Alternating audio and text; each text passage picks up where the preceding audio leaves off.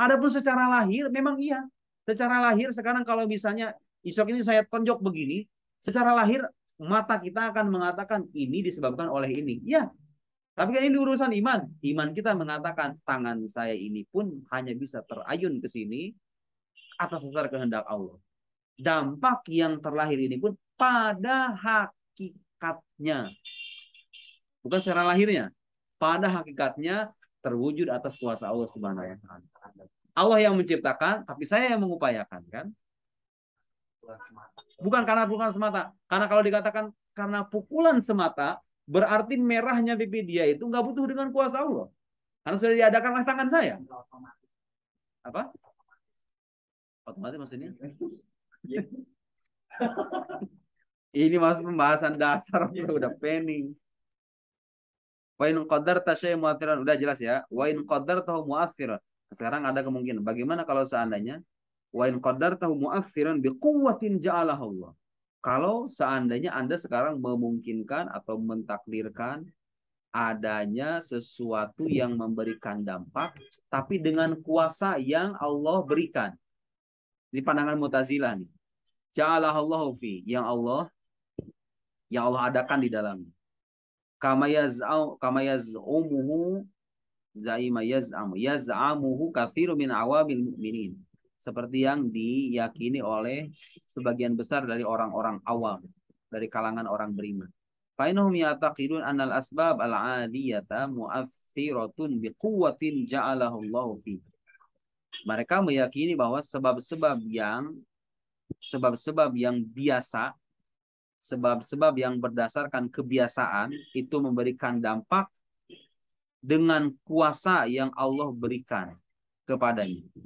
Walau nazaha, kalau seandainya, nanti akan saya jelaskan. Walau nazaha, kalau seandainya Allah melepas atau mencabut kuasa itu minha darinya, la tu'athir, maka dia tidak akan berikan dampak. Kaza'amihim, seperti pandangan mereka atau keyakinan mereka, anal akla yu'athiru fi wujudi syibah. Makanan memberikan dampak bagi lahirnya rasa kenyang. Wa nasyurba yu'athir fi wujudi rai, minuman memberikan dampak bagi terlahirnya apa? Roy itu artinya hilangnya rasa haus, itu namanya apa? Dahaga, hilangnya dahaga. Wa anan-nar tu'athir fi wujudil ihraq. Dan api memberikan dampak bagi adanya kebakaran. Wa nasikin tu'athir fi wujudil qata. Dan apa? Pisau memberikan dampak bagi adanya keterpotongan. Bi quwwatin ja'alahu, dengan adanya kekuatan yang Allah berikan. Fi jamiha, dalam semuanya. Fadzalika batilun aidon. Itu juga batil. Saya jelaskan begini ya. Di pandangan Ahlus Sunnah, dengan bedanya dengan pandangan Mu'tazilah. Kalau sekarang misalnya ada api membakar kertas. Oke. Kita ini sebagai orang awam akan mengatakan apa? Kertas ini disebabkan, kebakaran kertas ini disebabkan oleh api. Ya kan? Disebabkan oleh api dengan adanya unsur tertentu dari api yang bisa membakar kertas. Jadi api ini sejak awal diberikan kuasa, diberikan kekuatan, diberikan potensi oleh Allah Subhanahu wa taala untuk membakar segala sesuatu yang didekatkan kepadanya.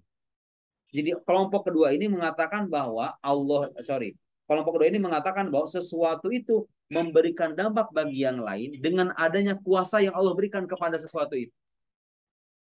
Paham nggak? Paham nggak? Ini juga keliru, kata beliau. Jadi keliru kalau sekarang misalnya orang mengatakan begini, makanan yang saya makan ini melahirkan rasa kenyang karena adanya kuasa, karena adanya potensi dari makanan itu yang bisa melahirkan rasa kenyang. Jadi saya meyakini bahwa dampak rasa kenyang ini dilahirkan oleh potensi yang ada dalam makanan itu. Paham nggak? Iya, dilahirkan oleh itu. Ini bicara soal hakikat ya, pada hakikatnya. Kita nggak bicara dari sisi lahiriah. Kalau dalam percakapan sehari-hari, ada orang misalnya datang pergi ke dokter, alhamdulillah nih ketika dia pergi ke sini, dia alhamdulillah sembuh nih, gara-gara dokter ini nih. Nggak jadi masalah selama iman kita terjaga. Tapi salah kalau kita meyakini bahwa saya minum obat nih, kemudian saya sembuh. Dan saya meyakini dengan sepenuh hati saya bahwa obat inilah yang menyembuhkan saya dengan kekuatan atau dengan potensi yang dimiliki oleh obat itu, dan potensi itu diadakan oleh Allah Subhanahu wa taala. Paham nggak? Itu keliru. Kenapa? Karena keyakinan yang benar, Allah itu memberikan dampak tanpa harus membutuhkan perantara berupa potensi yang ada dalam setiap benda atau makhluk. Paham nggak? Jadi kayak gini nih, Mu'tazilah nih, pandangan Mu'tazilah mengatakan, kalau sekarang pandangan Asy'ariyah atau pandangan Ahlus Sunnah, saya misalnya berbuat, saya misalnya nonjok isyrok nih, ya kan? Nah, kalau dalam pandangan Ahlus Sunnah, dampak yang dilahirkan oleh tangan saya ini, ya kan, pada hakikatnya itu adalah kuasa Allah Subhanahu wa taala. Diciptakan oleh kuasa Allah Subhanahu wa taala. Oke? Terus apa, tangan ini hanya berperan sebagai apa? Tangan saya ini hanya keberiringan antara tangan saya ini dengan dampak yang dilahirkannya itu hanya berdasarkan kebiasaan saja. Pada kebiasaannya orang kalau ditonjok itu memar, ya kan? Tapi tangan saya ini sendiri pada hakikatnya tidak memberikan pada dampak yang dihasilkan itu. Ya, paham nggak? Nah, sementara Mu'tazilah mengatakan nggak, manusia itu berbuat karena adanya kuasa yang Allah titipkan pada dirinya. Jadi setelah Allah ciptakan kuasa dalam dirinya, maka dia berbuat dengan kuasa itu. Tapi mereka tetap mengatakan bahwa kuasa ini dari Allah Subhanahu wa taala. Jadi kalau ditanya Mu'tazilah, ketika misalnya saya nonjok begini, ini tonjokan ini disebabkan oleh kuasa atau potensi atau kemampuan yang ada dalam diri saya, dan kemampuan ini dititipkan oleh Allah Subhanahu wa taala. Atau diciptakan oleh Allah Subhanahu wa taala. Nah, keyakinan ini keliru. Iya, keyakinan yang tipis. Kecuali kalau misalnya begini, yang kufur itu apa? Kalau ini kufur atau enggak? Orang yang meyakini bahwa dampak itu dilahirkan oleh potensi tertentu dari sesuatu. Kufur atau tidak? Dan dia meyakini bahwa potensi atau kemampuan ini diciptakan oleh Allah atau dititipkan oleh Allah. Kufur atau tidak? Tidak. Karena dia masih meyakini bahwa ada campur tangan kuasa ilahi di sana, ya kan? Salahnya di mana? Salahnya dia menisbatkan dampak ini pada potensi atau kemampuan ini, paham nggak? Dan nggak selalu. Hah? Dan nggak selalu. Bukan padahal nggak selalu, padahal kenyataannya tidak demikian, karena potensi ini hanya sebagai perantara saja. Ini kan berdasarkan kebiasaan saja. Pada kebiasaannya, kalau orang makan lahir rasa kenyang. Kalau orang haus kemudian minum, hilang dahaganya. Kalau misalnya ada bawang dipotong pakai pisau, terpotong bawang itu. Itu kebiasaan saja dalam pandangan Ahlussunnah.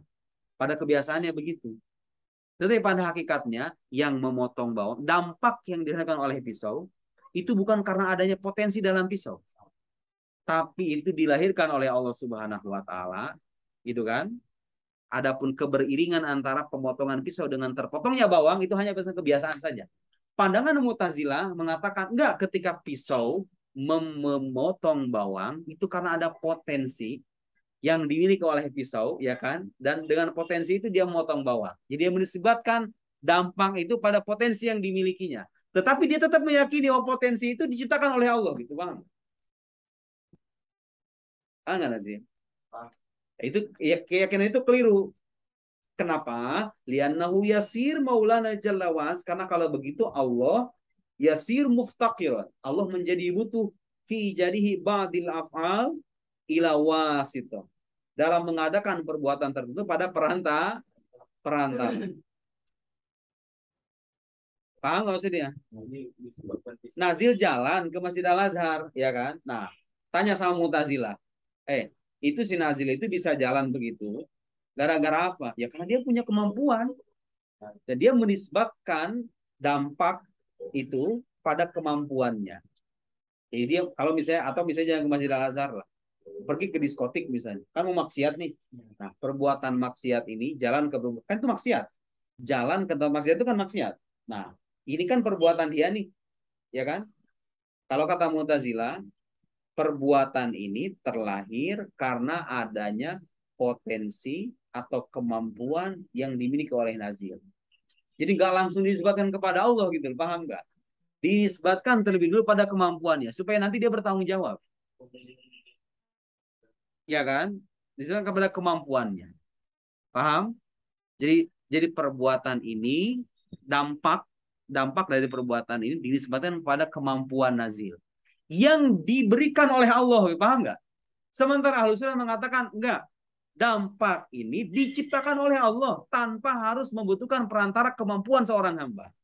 Terus apa peranan kemampuan hamba dengan perbuatan yang dilahirkannya? Keberiringan kemampuan hamba antara perbuatan yang dilahirkannya itu hanya keberiringan yang sifatnya kebiasaan saja.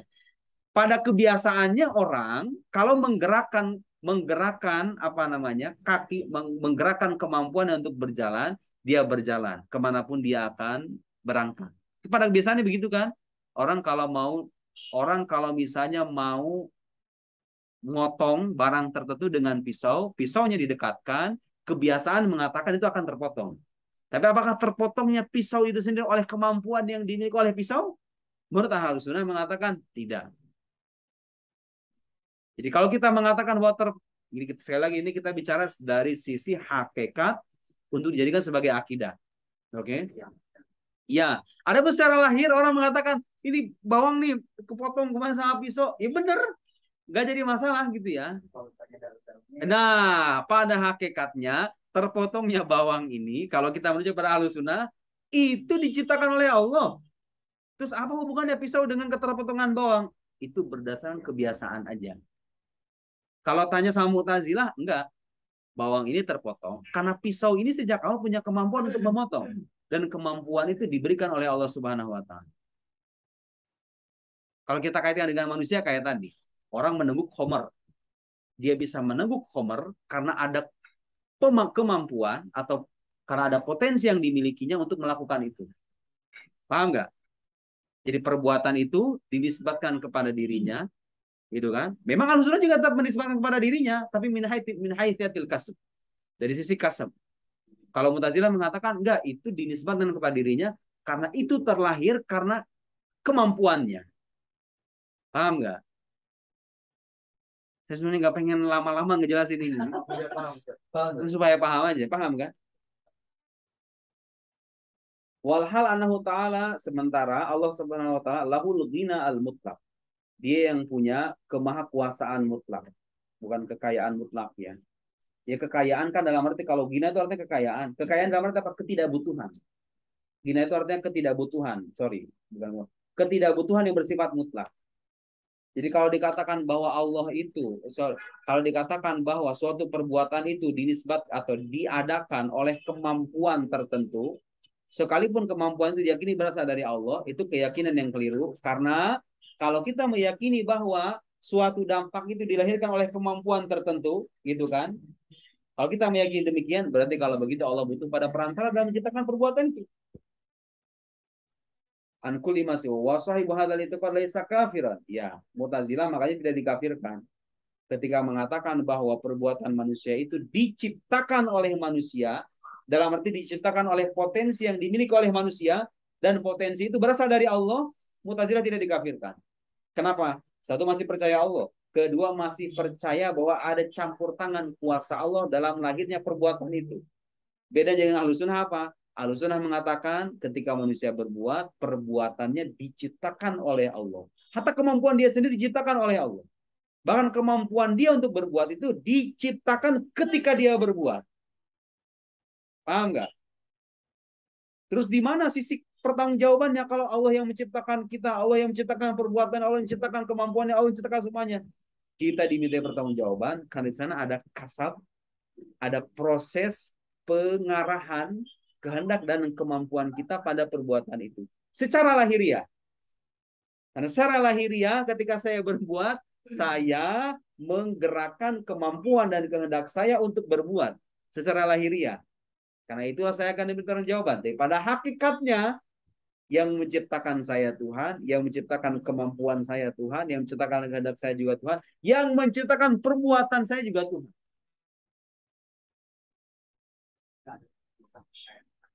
Iya, nggak ada penisbatan bahwa perbuatan saya itu dinisbatkan pada kuasa atau kemampuan saya. Paham nggak? Kalau bedanya Mu'tazilah apa? Manusia itu menciptakan perbuatannya berdasarkan kemampuan yang Allah berikan kepadanya. Paham nggak? Nah, orang yang meyakini tidak dikafirkan karena itu tadi masih percaya Tuhan dan masih percaya ada keterlibatan kuasa Tuhan dalam terjadinya perbuatan itu. Dengan cara dalam keyakinan mereka Allah menciptakan kemampuan dalam diri manusia untuk menciptakan itu. Gitu ya. Apakah Allah sudah mengingkari adanya kemampuan dalam diri manusia untuk berbuat? Enggak mengingkari. Tapi mereka mengatakan bahwa kemampuan saya ini gak memberikan dampak. Karena pemberi dampak sesungguhnya itu adalah Allah Subhanahu wa taala. Dengan konsep wahdaniyah fil af'al tadi. Bahwa semua perbuatan itu adalah perbuatan Allah. Semua perbuatan yang diberikan dampak dengan pemberian dampak yang hakiki itu hanya perbuatan Allah Subhanahu wa taala. Wa yaqru bin hadza i'tiqadul Mu'tazilah dan dekat dengan keyakinan ini dan dekat dengan penjelasan ini keyakinan Mu'tazilah. Ya. Annal abda yakhluqu af'ala nafsihi bahwasanya seorang hamba itu menciptakan perbuatan dirinya al-ikhtiyariyah yang bersifat bebas ya. Ada afal idtirariyah, ada afal ikhtiyariyah. Kalau afal idtirariyah itu perbuatan yang sifatnya itu berupa paksaan. Kayak orang tua yang udah usia 90 tahun tangannya bergetar kan? Itu namanya afal idtirariyah. Kita sekarang menulis, belajar, duduk, berjalan itu namanya afal ikhtiyariyah. Karena bergantung pada pilihan kita. Biquwwatin ja'alahullahu fi dengan potensi atau kemampuan yang Allah berikan di dalam. Fahaulai fasaq. Mereka itu adalah orang-orang fasik. Kenapa orang fasik? Karena mereka menisbatkan perbuatan manusia pada kemampuannya. Makanya dikenal Mu'tazilah bahwa manusia itu menciptakan perbuatan. Ahlussunnah mengatakan enggak, manusia enggak menciptakan perbuatannya. Yang menciptakan perbuatan manusia Allah Subhanahu wa taala. Paham enggak bedanya? Mu'tazilah mengatakan manusia menciptakan perbuatannya, baik ataupun buruk. Karena itu dia akan diminta pertanggungjawaban karena dia menciptakan perbuatannya sendiri. Ahlussunnah mengatakan enggak, manusia enggak menciptakan perbuatannya. Yang menciptakan itu Allah. Terus di mana peranan manusia? Peranan manusia karena dia mengupayakan atau mengarahkan potensi dan kemampuannya untuk melakukan perbuatan tertentu. Itu namanya kasab. Ya kan? Paham nggak? Dan karena itu perbuatan manusia nggak dinisbatkan kepada dirinya pada hakikatnya loh ya. Secara lahir kita disebutkan, kalau ada orang mabok, misalnya nggak bisa datang ke kantor polisi, ada orang maling, ada orang mabok, kemudian ke kantor polisi, misalnya, ini perbuatan Allah. Nah, itu perbuatan Anda. Itu perbuatan Anda. Yang kita bicarakan ini bicara akidah dalam soal hakikat gitu ya. Paham nggak? Secara lahiriah kita menisbatkan kalau ada orang berbuat jahat, disebutkan kepada orangnya. Ahlussunnah juga sama mengatakan begitu, gitu ya. Tapi itu secara lahiriah saja. Secara lahiriah saja. Kalau ada orang berbuat baik, bersedekah, sedekah dinisbatkan kepada dia secara lahiriah. Pada hakikatnya itu adalah perbuatan Allah Subhanahu wa taala.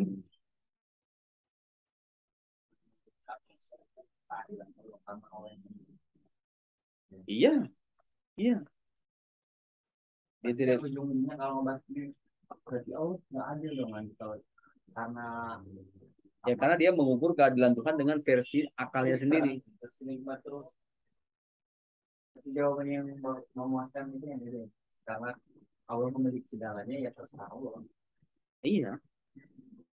Sesuatu yang memiliki kepemilikan mutlak tidak layak untuk dipertanyakan perbuatannya. Ya kan?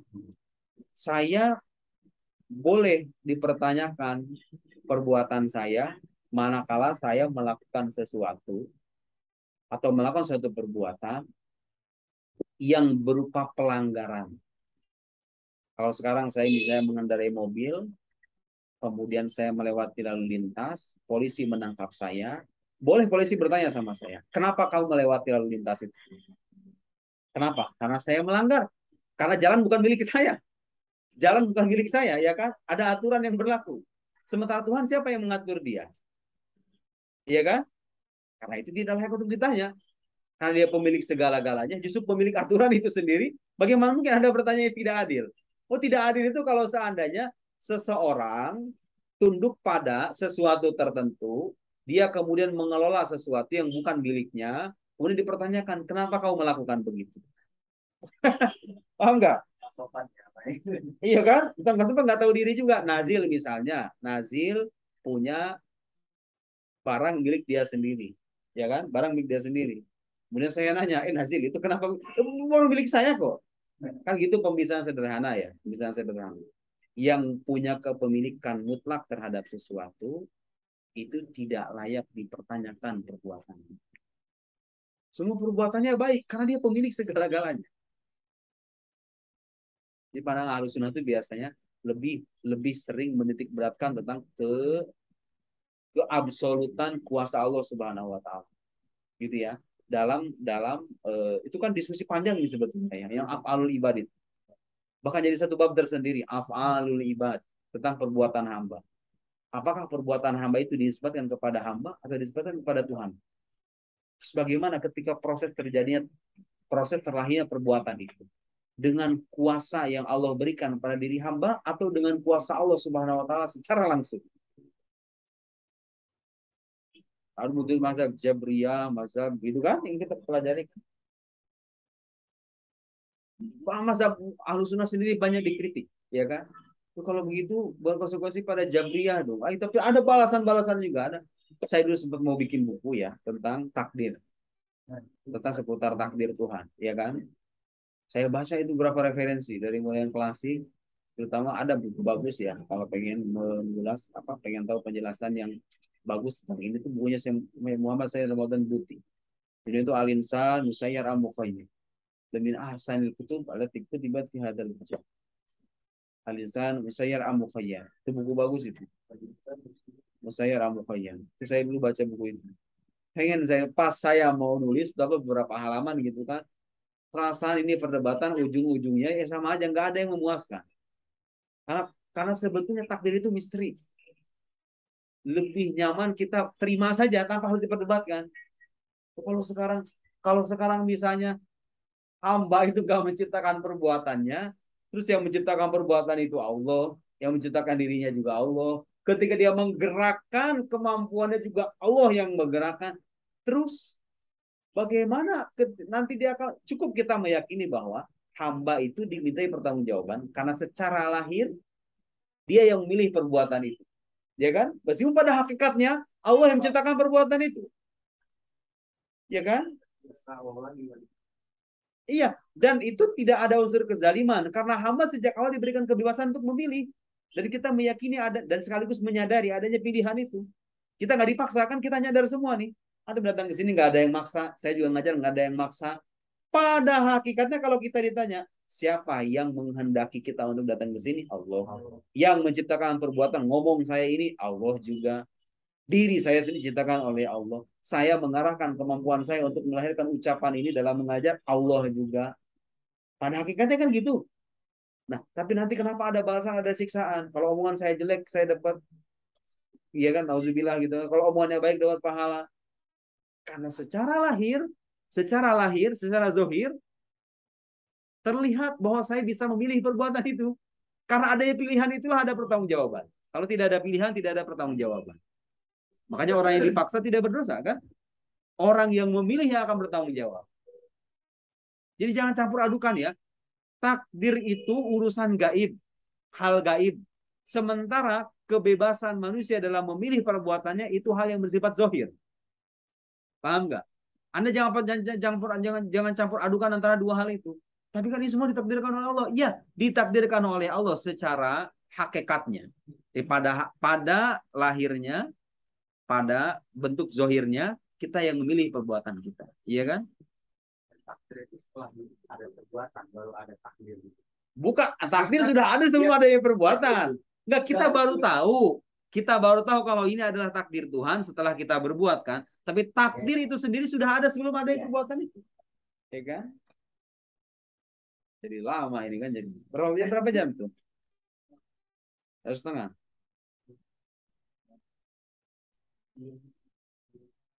Walhasil, kesimpulannya. Annaman yataqada anal asbab al-adiyata kanar wasikin wal akal wasyurb tu'athir fi musabbabatiha kal haraq wal qata' wasyaba warrai bidzatiha fa huwa kafirun bil ijma. Jadi kalau ada orang yang meyakini bahwa sebab-sebab seperti api, pisau, makanan, minuman itu memberikan dampak dengan dirinya sendiri, maka dia kafir. Karena kalau gitu dia sudah menyingkirkan kuasa Allah, ya kan? Paham nggak? Tidak ada orang beragama yang bisa meyakini ini. Tapi kalau seandainya au bi quwwatin jahla, bagaimana kalau seandainya mereka dia meyakini bahwa musabab atau sesuatu yang disebabkan itu dilahirkan oleh adanya kekuatan atau kemampuan atau potensi yang Allah berikan pada sesuatu tertentu. Fafi kufrihi qaulan, dalam penghukuman akan kekafirannya ada dua pendapat. Wal asal annahu laysa bikafir. Pendapat yang sahih mengatakan dia bukan kafir. Bal fasiqun mubtadi'. Paling jauh hanya disebut fasik atau ahli bidah. Wa mithlul qailin bidzalika al-mu'tazilah. Contoh yang menganut pandangan itu adalah Mu'tazilah. Al-qailun bi anna al-'abda yakhluqu af'ala nafsihi. Hamba itu menciptakan perbuatannya sendiri, al-ikhtiyariyah. Bi quwwatin khalaqallahu fihi. Fal asah adamu kufrihim bi iqrarihim bi anna qudratal 'abdi 'ala dzalika minallah. Jadi mereka tidak dikafirkan karena masih meyakini bahwa kudroh atau kemampuan hamba itu tetap diciptakan oleh Allah. Tapi perbuatan hamba itu tercipta oleh kemampuan hamba yang diciptakan oleh Allah. Sementara Ahlussunnah sekali lagi mengatakan perbuatan hamba diciptakan oleh Allah tanpa adanya kebutuhan pada kemampuan hamba itu sendiri. Di keberiringan antara ini nih, lihat ke sini. Mu'tazilah itu punya pandangan. Kalau sekarang saya melempar pulpen ini, terlemparnya pulpen ini disebabkan oleh kemampuan saya. Disebabkan oleh kemampuan saya. Ini menjadi sebab, ini menjadi akibat. Tapi kemampuan ini sendiri diciptakan oleh Allah. Dititipkan oleh Allah. Sejak awal disetting manusia itu punya kemampuan untuk memilih, untuk dan seterusnya. Ahlussunnah mengatakan enggak, ketika saya melempar pulpen ini, hubungan antara kemampuan saya dengan terlemparnya pulpen ini hanya berdasarkan keberiringan dan kebiasaan aja. Pada hakikatnya, terlemparnya pulpen ini bukan karena adanya kemampuan saya. Sebabnya ya, sebab hakikinya garis bawahi. Bukan karena adanya kemampuan saya, tapi dia terlempar atas dasar kehendak dan kuasa Allah Subhanahu wa taala. Paham nggak? Jadi Ahlussunnah nggak menisbatkan perbuatan manusia pada kemampuannya secara hakiki loh ya, secara hakiki. Tapi dinisbatkan kepada Allah Subhanahu wa taala. Kenapa? Karena kemampuan manusia tidak bisa memberikan dampak pada perbuatannya. Meskipun harus jujur saya katakan ya, dalam mazhab Ahlussunnah sendiri terjadi perselisihan pendapat. Imam Haramain mengatakan enggak, kemampuan manusia itu bisa memberikan dampak, tapi tidak berdiri sendiri. Pemberian dampak itu tetap bergantung pada kuasa Allah Subhanahu wa taala. Hampir mirip dengan mazhab Mu'tazilah, Imam Haramain. Silakan baca kitab Al-Irsyad ila Qawatil Adil. Kemudian ada lagi ulama, saya ingat saya Al-Baghdadi ya, Al-Mansur Al-Baghdadi. Dari kalangan Asy'ariyah juga mengumpamakan begini. Karena kalau seandainya semuanya dinisbatkan kepada Tuhan, mungkin ada orang bertanya, di mana pertanggungjawaban manusia kan gitu kan? Untuk menyelesaikan iskal ini, ada beberapa Asy'ariyah yang pandangannya hampir mendekati Mu'tazilah tapi nggak sampai menjadi Mu'tazilah. Misalnya, ada yang mengilustrasikan seperti halnya misalnya dua sosok yang mengangkat batu. Saya ada batu besar. Ada dua orang mengangkat batu itu. Yang satu itu katakan anak kecil, yang satu lagi orang dewasa. Oke, anak kecil kan lemah kemampuannya. Sementara orang dewasa kan kuat, gagah gitu. Maderai lah misalnya. Angkat batu besar. Nah, perhatikan. Yang satu kemampuannya lemah, yang satu kemampuannya dahsyat. Dua-duanya sama mengangkat batu. Pertanyaannya sekarang, apakah terangkatnya batu ini hanya dinisbatkan kepada kekuasaannya yang dahsyat, pada kemampuan manusia yang dahsyat ini saja? Sementara peranan dari yang kemampuannya lemah ini kita nafikan? Enggak kan? Tetap dia ikut kan? Tetap dia ikut kan? Karena dia ikut serta kan? Meskipun ya tetap dia ikut serta kan? Tetap disebutkan kepada dirinya kan? Nah, permisalan sederhana kira-kira begitu. Kuasa Allah itu melebihi kuasa apapun. Manusia juga punya kuasa, tapi kuasanya lemah. Pertanyaannya ketika manusia berbuat, ya kan? Terjadinya perbuatan itu apakah dengan serta-merta menafikan kuasa manusia atau potensi manusia, kuasa dalam arti potensi ya, atau kemampuannya. Apakah dengan serta menafikan kemampuan manusia sekalipun itu lemah? Bayangkan yang tadi itu. Yang satu lebih paham nggak? Apakah ternafikan kemampuan dia? Enggak kan? Dia tetap jadi pengangkatan batu itu disebabkan kepada dirinya. Karena dia ikut serta kan? Manusia itu ikut serta dalam melahirkan perbuatannya. Ya. Ya. Tapi pandangan ini pun akan mendapatkan kritik dari Asy'ariyah yang lain. Jadi kalau begitu Tuhan bersekutu, Tuhan punya sekutu dalam perbuatannya. Ya kan? Tuhan punya sekutu dalam perbuatannya kalau begitu. Dia tidak esa dalam perbuatannya kalau begitu. Ada sesuatu yang menyekutuinya dalam perbuatannya. Dan itu bertentangan dengan wahdaniyah fil af'al. Ya kan? Enggak. Dia mazhab ini akan mengatakan enggak. Pandangan ini disampaikan demi menekankan aspek pertanggungjawaban manusia atas perbuatannya. Supaya menutup celah adanya unsur kezaliman pada Allah. Kan gitu kira-kira tujuannya itu. Bahwa manusia itu betapapun kecilnya potensi yang dia miliki, dia punya peranan. Titik tekannya ke sana. Bukan dalam menitik tekankan bahwa ada sesuatu yang menyekutui Tuhan dalam perbuatannya. Oh, muncul lagi perdebat. Saya sendiri pusing itu. Sampai saya nggak jadi saya nunjuk itu tuh. Karena kayak percuma aja. Orang kasih penjelasan begini sebetulnya bagi orang awam mungkin pas gitu ya. Tapi ada orang yang kalau orang yang kritis pada akhirnya ya pada akhirnya saya lebih setuju dengan pendapat yang mengatakan bahwa urusan qada dan qadar itu adalah misteri yang tidak bisa dijelaskan secara mudah bisa. Tapi kalau kita telisik kita nggak akan bisa menyingkap hakikatnya. Karena itu menyangkut perkara yang gaib, ya kan? Ya, perkara yang gaib, yang nggak bisa kita telusuri hakikatnya kayak gimana. Cukup kita meyakini bahwa Allah yang mentakdirkan segala sesuatu sesuai dengan takdir Allah dan manusia tetap akan dimintai pertanggungjawaban selama dia bisa memilih perbuatan. Sama dia punya kebebasan, dia akan diminta pertanggungjawaban. Jelas? Itu lebih enak, masuk. Kalau bilang Allah nggak adil tinggal tadi, karena Allah memiliki segala adil. Wa man yataqada anal mu'athira huwa Allah taala lakin ja'ala bainal asbab wa musabati talazuman aqliyan. Nah, ini ada pendapat yang ketiga. Barang siapa yang meyakini bahwa yang memberikan dampak itu Allah taala, lakin ja'ala bainal asbab, tapi dia menjadikan di antara sebab dan akibat, maksudnya sebab musabab itu. Antara sebab dan akibatnya itu keterkaitan yang bersifat rasional yang tidak terpisah. Bihaitsu la yasih ta'akhuruha fama tawjida sawjida musabab.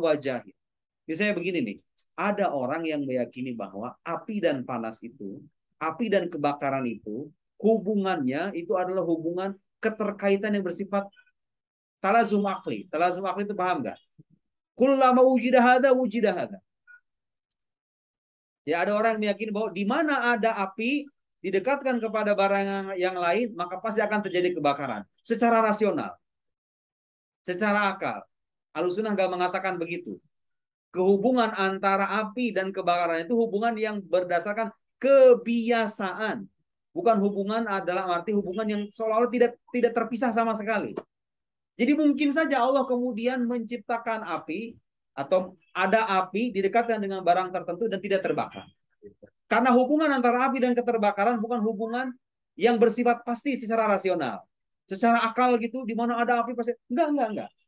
Di mana ada pisau yang didekatkan pada barang dan kemudian digerakkan, maka akan terpotong.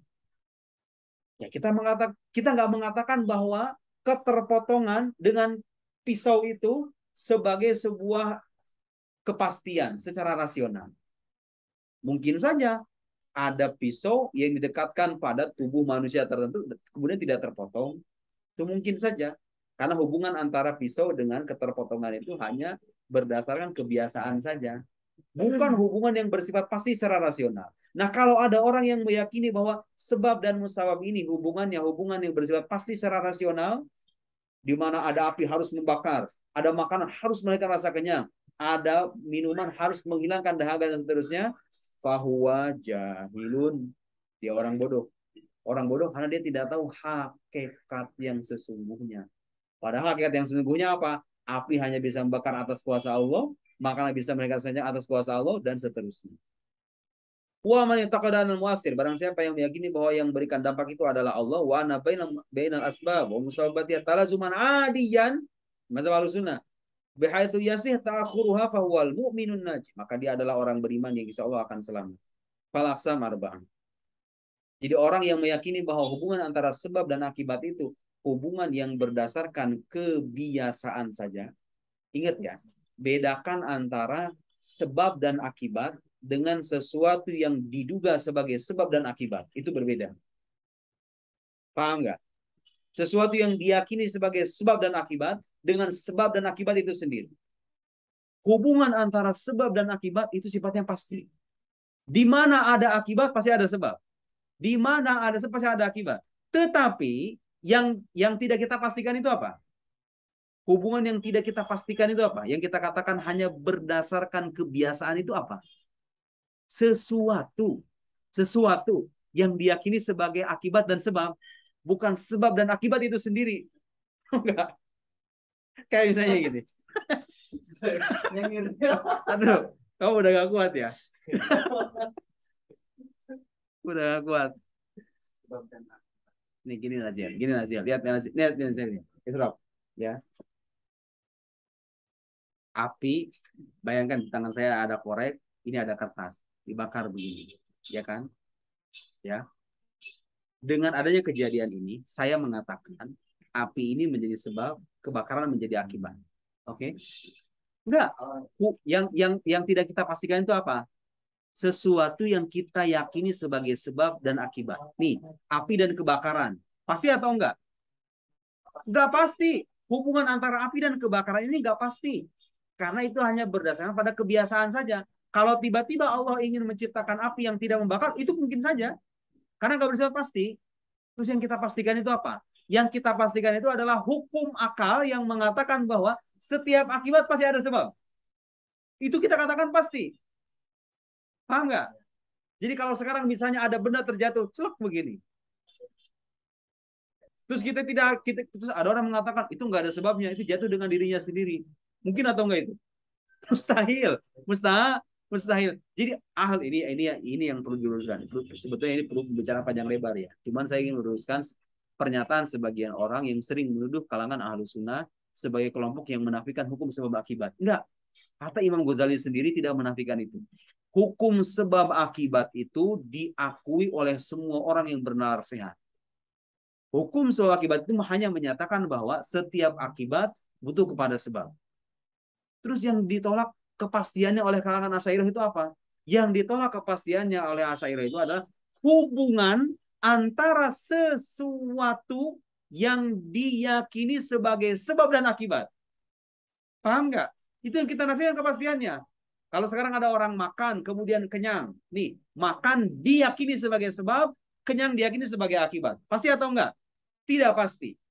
Tetapi mungkin nggak ada rasa kenyang tanpa adanya sebab. Nggak mungkin. Itu hukum sebab akibat. Pasti atau enggak? Pasti. Tapi hubungan antara makan dengan kenyang, pasti atau enggak? Nggak pasti. Nggak pasti. Saya menonjok pipinya dia. Lahirlah rasa sakit, kemudian sebab kita katakan sebabnya adalah ini. Pasti atau enggak? Enggak pasti. Tapi mungkin enggak? Tadi dulu. Mungkin tidak muncul perasaan sakit tanpa adanya sebab? Mustahil. Paham? Ahlus Sunnah tidak menafikan adanya hukum sebab akibat. Dan tidak menafikan adanya kepastian hukum sebab akibat. Yang dinafikan itu apa? Yang dinafikan adalah hubungan antara sesuatu yang diyakini sebagai sebab dan diyakini sebagai akibat. Antara A dengan B ini. Antara api dengan membakar. Antara makanan dengan kenyang. Antara pisau dengan keterpotongan. Antara A dengan B. Yang diyakini sebagai sebab dan akibat. Bukan hubungan antara sebab dan akibat itu sendiri. Ya ada mabhas tawil fi ilmil aqaid. Jelas? Wallahu a'lam bis-shawab. Subhanakallahumma bihamdika asyhadu an la ilaha illa anta astaghfiruka wa atubu ilaik. Sallallahu alaihi wasallam Muhammad wa ala alihi wasallam. Wassalamualaikum warahmatullahi wabarakatuh.